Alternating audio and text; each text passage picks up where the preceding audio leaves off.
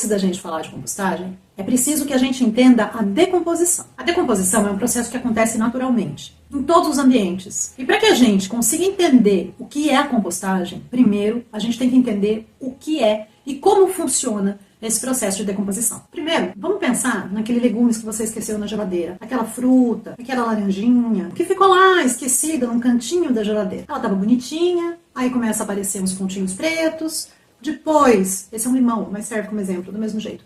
Ele vai ficando escuro numa ponta, mais mole, você percebe que ele está ficando mais amolecido, até que a gente tem uma situação assim, onde você tem um líquido escorrendo e já o material começando a apodrecer, estragar, como a gente costuma dizer. Muitas vezes, esse legumes, essa fruta, em vez de ela ficar molenguinha assim, ela fica com uma espécie de pelinho branco. A gente chama de mofo ou bolor. O que a gente pode observar é que quando ela tá assim, mais melequentinha, geralmente isso são ações promovidas por bactérias. E aquele tapete branco que a gente vê em cima das frutas e verduras, aquele mofinho, aquele bolor branco, aquele ali geralmente é resultado da ação de fungos. Quando a gente tem os dois processos acontecendo, fungos e bactérias. De maneira geral, quando ele fica muito mole assim, na maioria das vezes, são as bactérias as responsáveis por esse tipo de degradação. É importante a gente lembrar que a degradação ela acontece em todos os lugares do planeta, ou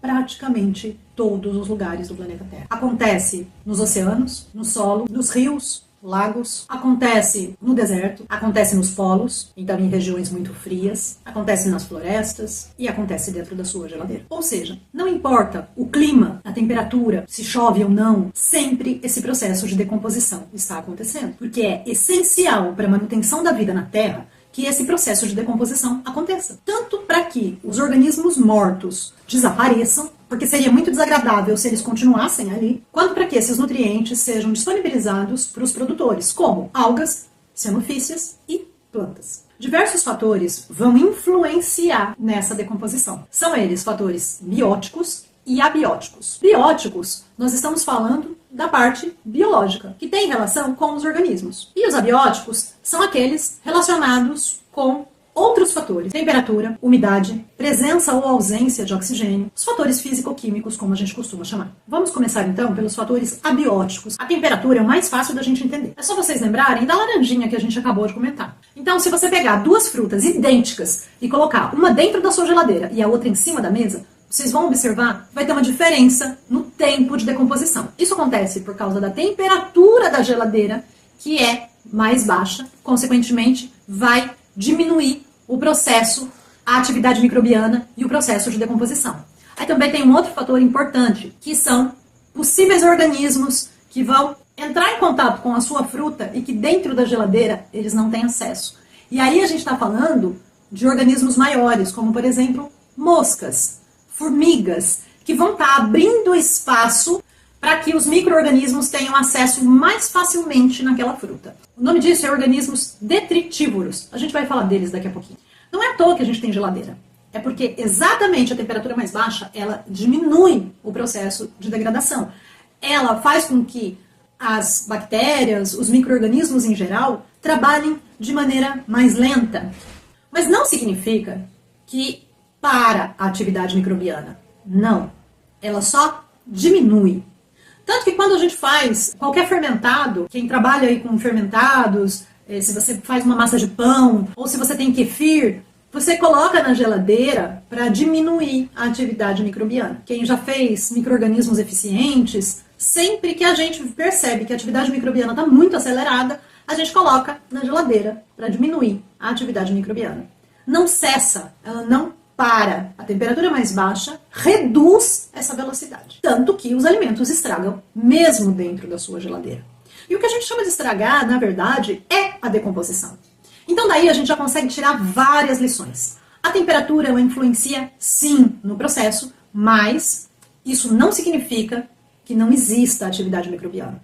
Só em temperaturas extremas, muito frio, congelando, o congelador praticamente cessa a atividade microbiana. A maioria dos micro-organismos não resiste ao congelamento.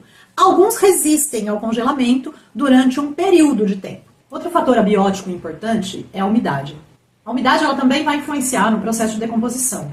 Mas como eu já disse para vocês, A decomposição ela vai acontecer em praticamente todos os ambientes do globo. No deserto e também em rios, lagos, nos oceanos. Se a decomposição ocorre numa região de manguezal, dentro do oceano, isso significa que é possível que ocorra em alta umidade ou submerso, imerso na água. Mas, sem umidade, a decomposição ela não acontece. Todos os organismos precisam da umidade para sobreviver. Então, é a mesma coisa com os micro-organismos, os decompositores. E por isso, mesmo em regiões desérticas, para que aconteça a decomposição, é necessário que exista pelo menos um pouco de umidade. E um exemplo disso é a carne seca, a carne de sol, o próprio bacalhau.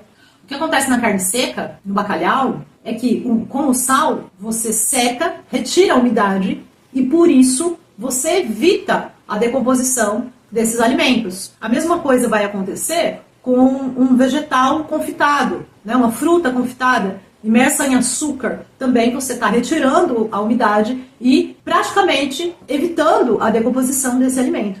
Então, qualquer tipo de processo que seque a matéria orgânica, ela evita a decomposição, porque a decomposição ela precisa de pelo menos um pouco de umidade. O ideal é sempre o equilíbrio, né? A gente percebe que existem sim organismos que estão adaptados a ambientes muito úmidos ou com a umidade muito baixa, como em regiões desérticas ou mesmo submersos, mas na grande maioria do nosso planeta, o ideal é o equilíbrio de umidade. E esse é um dos motivos que é necessário, no processo de compostagem, existir um balanço entre matéria seca e matéria úmida. Porque, no geral, é necessário que exista uma umidade controlada. Um outro exemplo desse balanço, desse equilíbrio, né, da importância da umidade no processo de decomposição, é a mumificação. O processo de mumificação é exatamente a remoção da umidade para que você evite ou minimize muito a decomposição. Né? Toda matéria orgânica ela tende a se decompor, mas quanto mais equilibrado os fatores forem, os fatores abióticos e bióticos forem, mais fácil a decomposição vai acontecer e mais rápido a decomposição vai acontecer. Ainda dentro dos fatores abióticos, a gente tem a presença ou ausência de oxigênio. Como eu disse para vocês, aeróbio ou aeróbico e anaeróbio ou anaeróbico. Aeróbio é com oxigênio e anaeróbio é sem oxigênio. A decomposição ela vai acontecer nos dois ambientes, tanto no ambiente aeróbio quanto no ambiente anaeróbio. Geralmente no ambiente anaeróbio é o que a gente chama de biodigestor. É um processo relativamente comum, mas que não se conhece como compostagem. Geralmente usa-se o termo biodigestores. Os biodigestores, eles são em maior escala para compostos específicos e geralmente existe uma tecnologia por trás desse processo. Mas é possível sim a gente reproduzir esse tipo de decomposição na nossa casa. O aeróbio é mais comum, até porque a presença de oxigênio ela é mais comum na Terra, no nosso planeta. Então, geralmente a decomposição ela é aeróbia. Mas quando você enterra um alimento, por exemplo, a decomposição nas camadas mais profundas do solo vai ser anaeróbio. A gente vai falar mais sobre esse tipo de decomposição anaeróbia na aula específica dela. E na próxima aula eu vou falar para vocês um pouco mais sobre as diferenças entre os dois processos, as principais vantagens e desvantagens. Mas, de maneira geral, o processo aeróbio ele é mais rápido do que o anaeróbio. O processo anaeróbio ele produz metano, sendo que o aeróbio não. Então você tem vantagens e desvantagens. Para quem faz isso em casa, uma das principais vantagens do processo anaeróbio é que, como ela é fechada, você evita a entrada de insetos na composteira. Essa é realmente uma das principais vantagens. A gente vai ter muito tempo para falar sobre a decomposição aeróbia e anaeróbia nas próximas aulas. Falando sobre os fatores bióticos, o mais importante de todos eles é exatamente a matéria orgânica, porque é ela que vai ser degradada. Então, seja um animal morto, um vegetal morto, um pedaço de vegetal, uma folha, um galho, sejam fezes de animais, qualquer tipo de matéria orgânica sem vida vai ser decomposta. Então, o primeiro fator biótico é a presença, a existência dessa matéria orgânica sem vida para ser decomposta. O outro fator biótico importantíssimo são os próprios decompositores, que são principalmente os fungos e bactérias. Mas nós temos outros organismos, micro-organismos, que são decompositores também.